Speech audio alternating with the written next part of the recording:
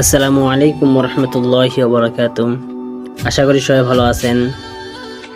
তো কিছুদিন ধরে আমি ফেসবুকে ঢুকতে পারতেছি না। আমি আগে আমার পরিচয়টা দিই। আমার বাসা গাইবান্ধায়, গোবিন্দগঞ্জ থানা।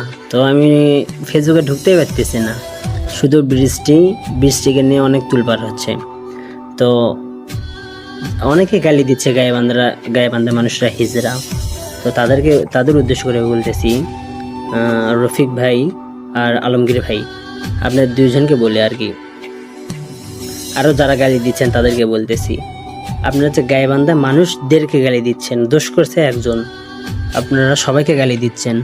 তো এখানে গাইবান্ধাতে কিন্তু অনেক আলেম ওলামা আছে, অনেক বড় বড় হুজুররা আছে, তারা কিন্তু অনেক বড় মাপের আলেম, বা তাদের সোহবতের কারণে অনেক বড় বড় আলেম এখনো হচ্ছে। তো গাইবান্ধা মানুষদেরকে হিজড়া বললেন, এতে আরো অনেক মানুষদের, মানে গাইবান্ধার যত মানুষ আছে, যত মানুষের সবাইকে বলা হয়েছে কিন্তু, আর আপনি একজন আলেমদেরকে গালি দিলেন।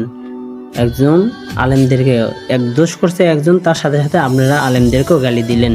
আশা করি আমার কথা বুঝতে পারছেন আলমগীর ভাই আর রফিক ভাই। তো আমি ছোট মানুষ, মানে কথা বলতে হয়তো ভুল হওয়াটাই স্বাভাবিক। আর হ্যাঁ, এমন একটা প্রশ্ন তো আসতে পারে যে হুজুররা কেন বিচার করলো না, এরকম একটা প্রশ্ন আসতে পারে।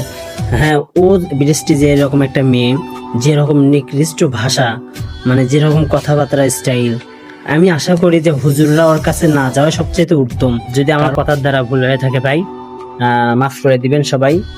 আর হ্যাঁ, গাইবান্ধারকে নিয়ে আর কেউ গালিগালাজ করেন না। এতে বড় বড় যে আলেম, শুধু ওকে গালি দেন, ওরে আপনারা বৃষ্টিকে আপনারা কি করবেন করেন, সমস্যা নেই। তবে সবাইকে যে গালি দিচ্ছেন এর ভিতরে কিন্তু আলেমরাও করতেছে, এতে আল্লাহ তাআলা কিন্তু নারাজ হয়ে যাবে ভাই। আর আলেমরা হলো নবীর ওয়ারিস, আর আলেমদেরকে গালি দেওয়া মানে নবীকে গালি দেওয়া। আর আলমগীর ভাই, আপনি কিন্তু প্রতিবাদী ভিডিও করেন। আশা করি আমার কথা বুঝতে পারছেন। আল্লাহ হাফেজ।